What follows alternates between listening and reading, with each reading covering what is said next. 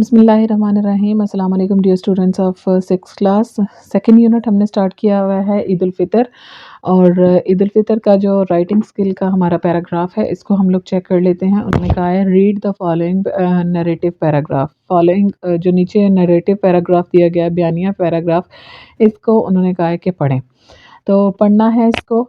It was the month of August and white and green buntings and flags were seen everywhere.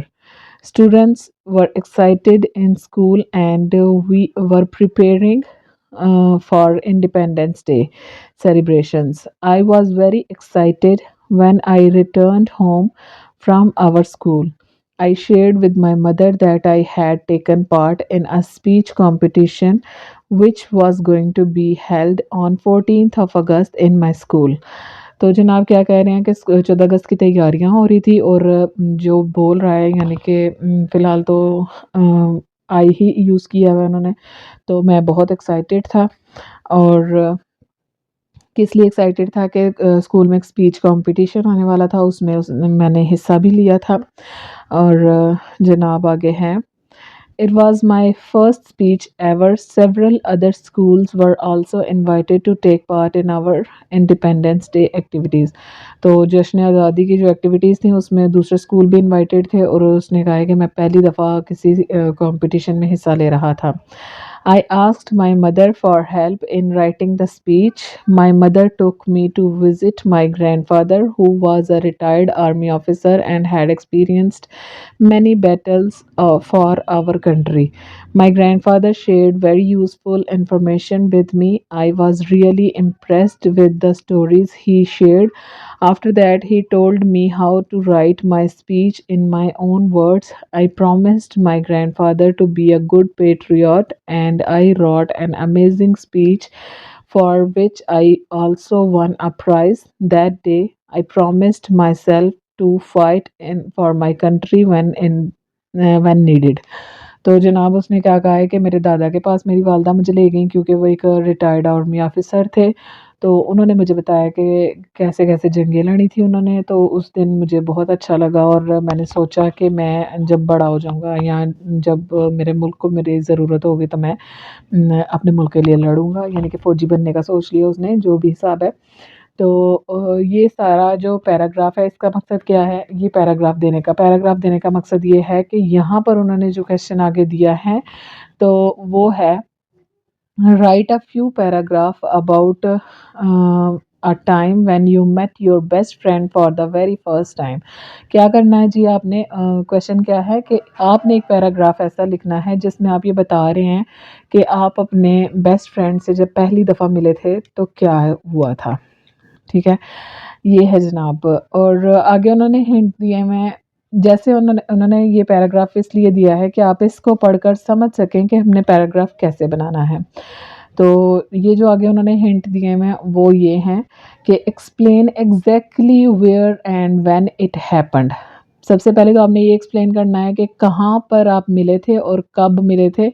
तो place and when occurred, what occurred, वो जगह लिखनी है और जो भी उस वक़्त हुआ था वो सारा कुछ लिखना है, जहाँ आप अपने बेस्ट फ्रेंड से मिले थे। Use the strategies of brainstorming and mind mapping. तो दिमाग में आपने जो नक्शा बनाना है, सारा जो भी आप ये सारा कुछ सुनकर, मतलब ये फर्स्ट लाइन पढ़कर के आपने क्या लिखना है कि बेस्ट फ्रेंड से जब पहली दफ़ा मिले थे वो वाला आपने जो पूरा वाक़या है वो लिखना है। तो उसको ये टॉपिक चेक करते ही आपके ज़हन में जो एक समझ लीजिए कि बात आई है, जो तूफ़ान आया है, वो सारा आपने लिखना है। मतलब ब्रेनस्टॉर्मिंग यानी कि ज़हन में एकदम से जो चीज़ें आ रही हैं आपके कि हम कैसे मिले थे, क्या हुआ था, वो सारा कुछ जो है आपने लिखना है। और use vivid and interesting words to make your writing lively. उन्होंने कहा है कि इंटरेस्टिंग इंटरेस्टिंग बातें करनी है आपने और वो ऐसी चीज़ें आपने लिखनी है कि आपका जो पैराग्राफ है वो इंटरेस्टिंग बन सके।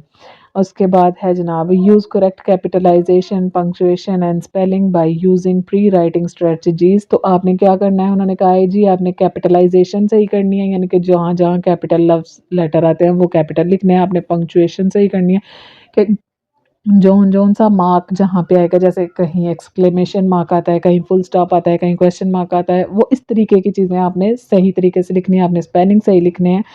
और उसके बाद उन्होंने कहा है use Use pronoun pronoun antecedent, relationship and transitional antecedent devices sorry within your paragraph। जी, उन्होंने कहा है तो कि प्रोनाउन रिलेशनशिप एंटीसीडेंट एंड मतलब ट्रांजिशनल जो पहले आप डिवाइसेस लोग विद नाम लिख इन चुके हैं योर उनके अब आपने पैराग्राफ। पूरा दोबारा दोबारा बार बार और नाम नहीं उसके लिखने बाद हैं, उन्होंने कहा उनका है अब जी आपने आपने प्रोनाउन करना यूज़ क्या करना है। अगर है, लड़के का नाम आपने लिखा है तो करना उसके ये लिए है आपने कि ही लिखना है, आगे पैराग्राफ में जितनी दफ़ा भी उसका जिक्र होगा। Use chronological order of arranging details. तो डिटेल्स को आपने जिस जिस तरीके से वो हुई उस तरीके से आपने लिखना है, मतलब जिस तरह से वाक़या हुआ था वो उसी डिटेल के साथ आपने लिखना है। फिर आगे उन्होंने कहा है here are some guidelines to follow while writing a narrative. तो क्या करना है जी, यहाँ पर एक गाइडलाइन दी हुई है उन्होंने, कैसे प्लानिंग करनी है। पहले think about the following question, नीचे जो क्वेश्चन है उनके बारे में पहले सोचें। What is the topic of the narrative paragraph, narrate जो आपने पैराग्राफ लिखना है, मतलब वो इस बारे में भी हो सकता है वो आपको पैराग्राफ्स लिखना सिखा रहे हैं। तो अगर आपको पेपर में कुछ किसी और चीज़ के बारे में पैराग्राफ आ सकता है, जैसे फ्लड के बारे में आ सकता है कि जैसे ये फ्लड आया था हमारे मुल्क में, सैलाब जो आया था उसके बारे में आपको लिखना पड़ सकता है, या किसी भी चीज़ के बारे में। ये 6, 7, 8 क्लासेस में तो अभी नहीं होते हैं, मतलब बोर्ड के पेपर। जब 9, 10 में बोर्ड के पेपर होते हैं तो वहाँ पर जो हो रहा मतलब करंट सिचुएशन होती है उस पे भी पैराग्राफ लिखना पड़ जाता है, या किसी भी चीज़ पे वो लोग पैराग्राफ लिखवा लेते हैं। तो ये उस चीज़ की वो आपको तैयारी करवा रहे हैं कि आपने क्या करना है। What is the topic and the narrative of the paragraph. तो पैराग्राफ का जो टॉपिक है वो क्या है। उसके बाद जनाब है हमारे पास who are the characters in the paragraph. Paragraph के कैरेक्टर कौन से हैं, जैसे नबी नबी करीम सल्लल्लाहु अलैहि वसल्लम के बारे में भी हमें वो पैराग्राफ लिखने के लिए कह सकते हैं, अल्लामा इकबाल के बारे में, कायद आज़म के बारे में, या किसी भी इस तरह के मतलब बड़े हस्ती के बारे में हमें वो लिखने के लिए कह सकते हैं। तो उसके बाद आगे है question what is the setting of the paragraph. तो पैराग्राफ की सेटिंग कैसे की हुई है, आगे उन्होंने ये दिया हुआ एग्जांपल के व्हेन एंड वेयर, कि पैराग्राफ कब जो पैराग्राफ में जो हमारा टॉपिक चल रहा है वो वाकया या वो जो हस्ती है वो कब गुजरे या क्या हिसाब हुआ और कहाँ ये वाकया हुआ था, वो लाजमी होना चाहिए अंदर। और who is the main protagonist, तो जो मेन बात हो रही है वो किसके बारे में हो रही है, ठीक है, वो चीज़ अंदर मेंशन होनी चाहिए। मेंशन होने से मुराद कि उसका ज़िक्र होना चाहिए, उसी के बारे में, उसी के आगे पीछे डिटेल्स जो हैं वो घूमनी चाहिए, इस तरीके से। तो what is the main idea, main idea क्या है, इवेंट कौन-सा है या फिर प्रॉब्लम क्या है, स्टोरी के अंदर जो भी वो सारा कुछ हो रहा है वो चीज़ उभर के आनी चाहिए। ये नहीं है कि मतलब आपको नबी करीम सल्लल्लाहु अलैहि वसल्लम के बारे में लिखने को कहा गया है तो आप सहाबा की डिटेल दे रहे हैं, या फिर आप नबी पाक के सल्लल्लाहु अलैहि वसल्लम के कुछ दुश्मनों की अगर बात हो रही है, यानी कि अगर अबू जहल की बात हो रही है तो आप अबू जहल की तरफ ही ज़्यादा चले गए, या फिर उस वक़्त के जो वाक़यात हैं उनको छोड़ के आप किसी और चीज़ की डिटेल के तरफ चले गए, ये चीज़ नहीं होनी चाहिए। जिस चीज़ की बात हो रही है उसी पे रहकर उसी को ही आपने सर्कल करना है, ठीक है? उसी के इर्द-गिर्द ही रहना है। आगे है write the heading on the top of the page. Page के टॉप पे आपने हेडिंग लिखनी है organise the events in the right order. आपने जो इवेंट्स हो रहे हैं उनको राइट ऑर्डर में लिखना है, ठीक है, जो सबसे पहली चीज़ हुई वो सबसे पहले लिखनी है, उसके बाद होने वाली चीज़ को उसके बाद, उसके एंड पे होने वाली चीज़ को एंड पे लिखना है, ठीक है ना, इस तरीके से। Use simple past tense in the narrative writing. आपने पीछे वाले पैराग्राफ में गौर किया कि जो भी बात हो रही थी वो सिंपल पास्ट टेंस में थी, तो उन्होंने कहा है कि आप जब पैराग्राफ लिख रहे हैं तो सिंपल पास्ट टेंस में आपने पैराग्राफ लिखना है। ये नहीं करना कि आप उसको फ्यूचर टेंस में लिख रहे हैं या फिर आप उसको प्रेजेंट टेंस में लिख रहे हैं, ऐसे नहीं लिखना है, क्योंकि जाहिर सी बात है जब हम किसी को कोई बात बताते हैं तो हम कहते हैं ये हुआ था, ऐसे हुआ था, वैसे हुआ था। अब ये जो वो उस चीज़ को पैराग्राफ कहानी बना के या कुछ भी आप कह लें, ऐसे लिखना है या पैराग्राफ लिखना है, वो सिंपल पास्ट टेंस में करना है। और वैसे भी अगर हम कुछ कर रहे होते हैं ना, जैसे हम कोई एक इवेंट क्रिएट कर रहे होते हैं, मतलब एक एक अगर हमें पैराग्राफ लिखने के लिए कहा जाता है कि आने वाले वक्त में आप इस टॉपिक पर क्या करेंगे, जैसे उसने पीछे कहा कि मैं फौजी बनूंगा और मतलब मदद करूंगा मुल्क की। तो वो अगर हमें आने वाले फ्यूचर प्लानिंग के बारे में कुछ पूछा जाए तो हमें फिर उसमें जो है ना वो फ्यूचर में रह के बात करनी होती है। मतलब जितने भी सेंटेंसेस हमें लिखें उसमें हमने फ्यूचर में रहना होता है, ठीक है ना? अब बात हो रही है पैराग्राफ लिखने की, जो वक्त गुजर चुका है उसमें हम लिखेंगे। जैसे उसने सारी चीज़ गुजरे हुए वक्त में लिखी है, लास्ट में आके उसने कहा है कि I promise myself to fight for my country when needed, जब ज़रूरत होगी तो मैं अपने मुल्क के लिए लड़ूंगा। तो ये वाली बात उसने कहा है, लेकिन यहाँ पर गौर कीजिए, दैट डे आई प्रॉमिस्ड, उस दिन मैंने वादा किया, पास्ट में ही लिख रहा है वो, कि मैं करूँगा, वो इसका इरादा है, लेकिन जो सेंटेंस है वो पास्ट ही में है, ठीक है? उसने जो वादा किया अपने आप से, वो सिर्फ़ ये वाली एक लाइन समझ लीजिए कि फ्यूचर की उसने अपनी बताई है, लेकिन जो सेंटेंस है वो सारा जो पैराग्राफ है वो सारा जो है वो सिंपल पास्ट टेंस में आ रहा है। देखिए, I also one a price, मैं भी इनाम जीत गया। तो इसी तरीके से ये ही शेयर्ड, यानी कि दादाजी ने जो कहानियाँ बताई, सारा जो है वो सिंपल पास्ट टेंस में सेकंड फॉर्म यूज़ हो रही है पास्ट की। अ, तो वो सॉरी पास्ट की कह गई हूँ मैं, वर्ब की सेकंड फॉर्म यूज़ हो रही है, मतलब सिंपल पास्ट टेंस में ही बात हो रही है। आगे है जनाब, आगे आपने उसका रिव्यू कैसे करना है, keep in mind the following points when reviewing your draft.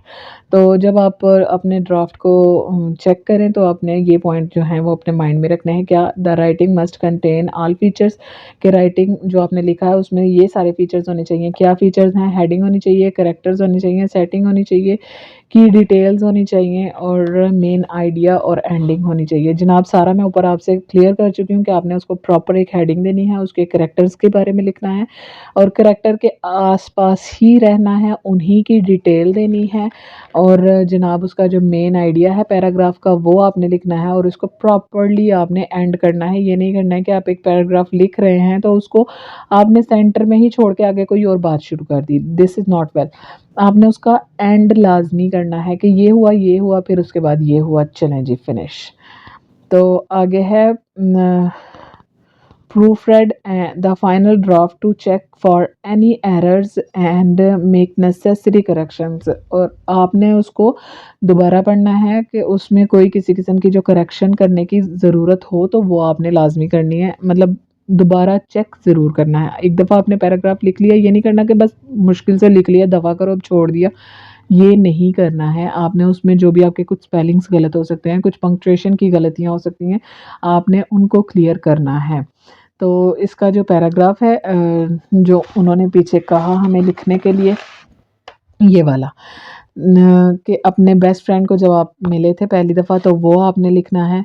तो ये आई थिंक कि आप लोगों को थोड़ा बहुत जैसा भी आपको टूटा-फूटा जैसा भी लिखना आता है, आप लोग खुद लिखने की कोशिश कीजिए। मैंने आपको जो सिंपल पास्ट टेंस है और वो सारे उसके जो फ़ॉर्मूलाज़ हैं वो बता दिए हैं।